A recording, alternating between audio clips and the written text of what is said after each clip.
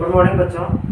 आज हम पढ़ेंगे कक्षा 9 का प्रश्नमाला एक संख्या पद्धति। तो सबसे पहले देखते हैं संख्या पद्धति में किस प्रकार से संख्याओं का उद्भव हुआ या कौन कौन सी संख्याएं होती है। तो सबसे पहले प्राकृत संख्या को जानेंगे।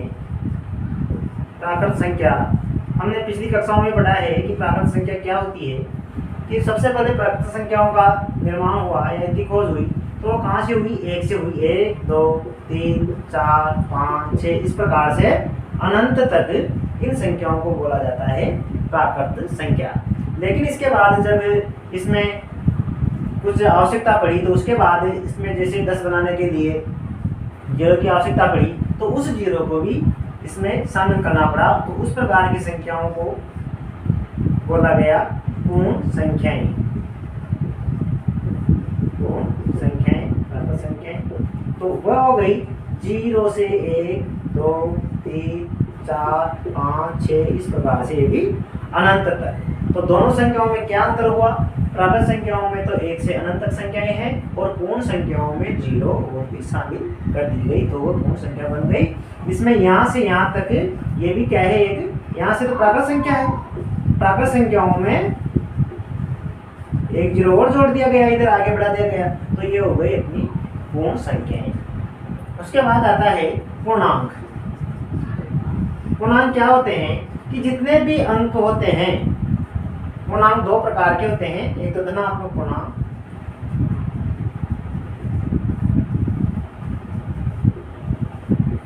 दूसरा होता है ऋणात्मक पूर्णांक।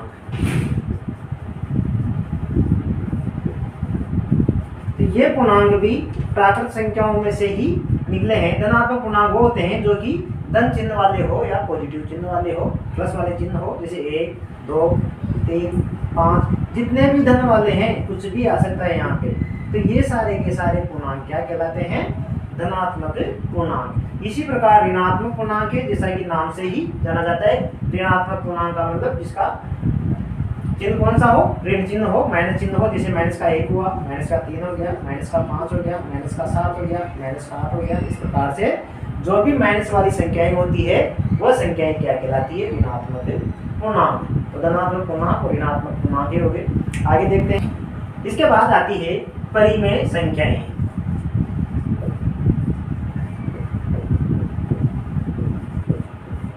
तो देखो, हमने जाना है कि प्राकृत संख्याएं में भी अंक होते हैं, पूर्ण संख्याओं में भी अंक होते हैं और पूर्णांक देखे उसमें भी एक एक अंक होते हैं। लेकिन यदि किसी भी संख्या को जैसे इस प्रकार से लिखा जाए 4/3/4 तो ये संख्याएं क्या कहलाती है?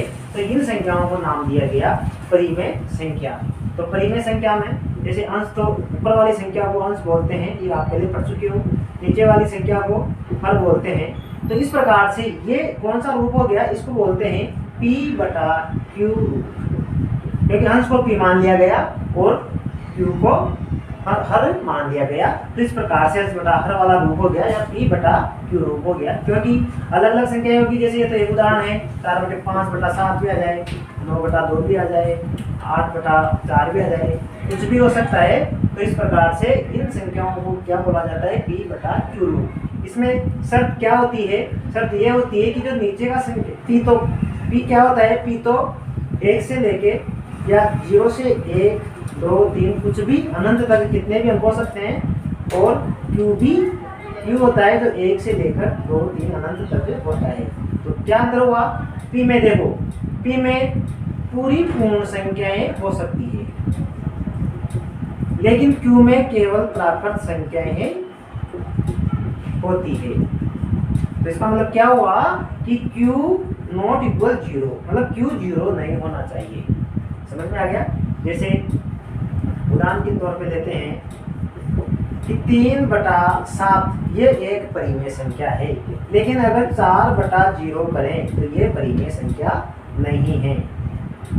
परिमेय संख्या नहीं है। आए समझ में कि नीचे Q का मान 0 नहीं होना चाहिए। ये तो परिमेय संख्या है, लेकिन ये परिमेय संख्या नहीं है। इसको अपरिभाषित बोलते हैं, अपरिभाषित संख्या बोलते हैं। अभी आपको ये ध्यान रखना है कि अपरिभाषित संख्या है। अपरिभाषित संख्या आगे बड़ी क्लासों में अच्छी तरह से समझाया जाता है, यहाँ पे तुम्हें ज़्यादा माइंड पे बटन डालने की जरूरत नहीं है। इसको बोलते हैं अपरिभाषित संख्या, इसको परिभाषित नहीं किया जा सकता। तो इस प्रकार से ये हुआ कि P/Q रूप में जो भी संख्याएं होती है वो परिमेय संख्याएं कहलाती है। जहाँ पे P का मान तो प्राकृतिक संख्याएं होती है, मतलब क्या होता है, पूर्णांक वो संख्याएं होती है 0, 1, 2, 3, 4, सॉरी पूर्ण संख्याएं होती है। P का मान पूर्ण संख्याएं हो सकती है और Q का मान केवल प्राकृतिक संख्याएं होती है। Q का मान 0 नहीं हो सकता। तो इस प्रकार से ये परिमेय संख्याएं हैं। परिमेय संख्याओं के कुछ और उदाहरण देख लेते हैं, जैसे 3/5 हो गए, 7/9 हो गया, 15/6 हो गए। तो इतने इस प्रकार की P/Q रूप वाली संख्याएं ये है। तो ये संख्याएं परिमेय संख्याएं कहलाती है। आगे देखते हैं दशमलव संख्याएं। दशमलव संख्याएं आप जानते हो कौन सी संख्याएं होती है, जो दशमलव वाली संख्याएं होती है, पॉइंट वाली संख्याएं होती है, जैसे 1, 2, 4, 6 ये दशमलव संख्याएं हो गई। 5, 54/2, 3, 6 इस प्रकार की संख्याएं क्या कहलाती है, दशमलव संख्याएं। तो दशमलव संख्याएं भी देखो दो प्रकार की होती है। सबसे पहले आती है शांत दशमलव संख्या।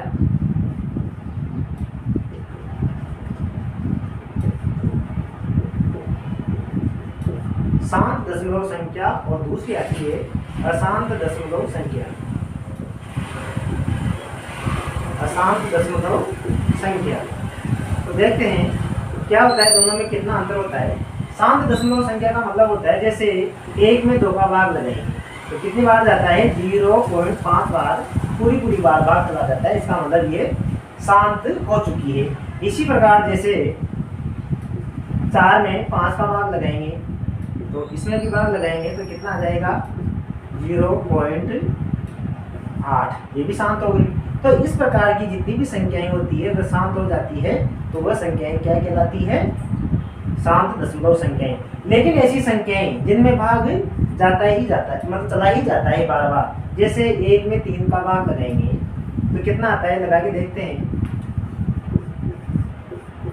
भाग में जरा 1 में 0 पॉइंट लगाएंगे तो 10 हो गया, 3 3 9, फिर 1 बचा, फिर 0 उतारा, 3 3 9, फिर 1 बचा, फिर 3 3 9, फिर 1 बचा, 10 हो गए, 3 3 9। तो इस प्रकार से ये जाता ही चला ही जाता है, मतलब कभी भी ये शांत नहीं होता, इस प्रकार से आता जाता है। तो ऐसी संख्याएं क्या कहलाती है, अशांत दशमलव संख्याएं, जिसमें बार बार शेषफल कभी भी 0 नहीं बचे, वो संख्याएं कहलाती है अशांत दशमलव संख्याएं। आगे देखते हैं। तो अभी हमने देखा था अशांत दशमलव संख्याएं। तो इनमें भी 2 प्रकार की संख्याएं होती है, वो देखेंगे कौन सी 2 प्रकार की होती है। एक तो होती है अशांत आवर्ती दशमलव संख्याएं, एक होती है अशांत अनावर्ती दशमलव संख्याएं। दोनों का अंतर समझेंगे। जैसा कि नाम से ही पता हो रहा है, अशांत का मतलब तो समझ में आएगा आपको कि अशांत हो रही है, इसका मतलब इसका शेषफल 0 नहीं हो रहा है और भाग चलता ही जा रहा है। आवर्ती का मतलब होता है बार बार आना। तो इसमें क्या होता है कि कोई भी अंक बार बार आता जाता है, और दशमलव संख्या का मतलब जानते हो आप कि ये दशमलव संख्या है। तो क्या हो गया कि अशांत जो शांत नहीं हो रही हो और कोई सा भी अंक बार बार रिपीट हो रहा हो, तो ऐसी दशमलव संख्याएं क्या कहलाती है, अशांत आवर्ती दशमलव संख्याएं। इसी प्रकार अशांत अनावर्ती दशमलव संख्याएं ये भी होती है कि अशांत तो है, मतलब शेषफल 0 नहीं है, बार बार भाग जा रहा है, और अनावर्ती का मतलब कोई भी रिपीट अंक नहीं आ रहा है या कोई सा भी अंक रिपीट नहीं हो रहा है, और दशमलव संख्याएं। उदाहरण देखते हैं जैसे यहाँ पे 0.3333 इस प्रकार से 3 आता ही जा रहा है, तो इसको ऐसे बोल देते हैं 0.3 बार बार लगा देते हैं, इसका मतलब ये 3 बार बार आ रहा है। और दूसरा उदाहरण लेते हैं, जैसे 1.47474747 इस प्रकार से देखो 4747 बार बार आ रहा है, तो क्या 1.47 के ऊपर बार लगा देंगे, तो ये हो गई अशांत आवर्ती दशमलव संख्या, क्योंकि बार बार आ रही है। एक उदाहरण और दे देते हैं, जैसे 7.1251 1254 1254 1254 तो देखो इसमें क्या आ रहा है, इसमें 1 2 5 और 4 ये बार बार आ रहा है, इसका मतलब ये हो गई अशांत आवर्ती दशमलव संख्याएं। इसी प्रकार से अशांत अनावर्ती दशमलव संख्याओं का उदाहरण की सहायता से समझेंगे कि जैसे कोई सी भी संख्या है, जैसे यहाँ पे 0.2 3 5 4 2 6 5 8 7 0 1 0 7 8 5 देखो आती ही जा रही है, लेकिन कोई सा भी अंक मतलब रिपीट नहीं हो रहा है, सीक्वेंस में नहीं आ रहा है। जैसे 2 है, इसका मतलब ये नहीं है यहाँ पे 2 तो आ गया, लेकिन 2 के बाद 3 आना चाहिए था, लेकिन 3 नहीं आके 6 आ गया, तो ये भी आवृत्ति नहीं हो रही है इसकी भी। 5 देखिए 2 3 5 आ जाए, 2 3 5 में भी नहीं आ रहा है, या 5 से स्टार्ट हो जाए 5 4 2 आ रहा है, तो यहाँ 5 7 5 8 7 आ रहा है। मतलब कोई सी भी अंक या कोई सा भी संख्या सीक्वेंस में और आवृत्ति में नहीं आ रही है, तो इस प्रकार से अनावर्ती हो रही है, कोई सा भी अंक बार बार नहीं आ रहा है या सीक्वेंस में नहीं बन रहा है, तो ऐसी संख्याएं क्या कहलाएगी, अशांत अनावर्ती दशमलव संख्याएं। एक उदाहरण और देते हैं, जैसे 1.101000040 देखो इस प्रकार से इसमें भी क्या हो रहा है, इसमें एक रिपीट तो हो रहा है, लेकिन सीक्वेंस में नहीं हो रहा है। ऐसा नहीं 1 0 आया फिर 1 0 तो आ गया, लेकिन फिर 0 से स्टार्ट हो गया, जबकि 1 से स्टार्ट होना चाहिए था। तो डबल 0 आ गया, फिर 3 बार 0 आ गया, 4 बार 0 आ गया, तो इसमें भी आवर्ती नहीं हो रही है। तो इस प्रकार से ये संख्याएं भी क्या कहलाएगी, अशांत अनावर्ती दशमलव संख्याएं। शायद आशा करते हैं समझ में आ गया होगा। आगे की प्रश्नावली के क्वेश्चन देखने के लिए दूसरा वीडियो बना देंगे, उसको अवश्य देखें। धन्यवाद।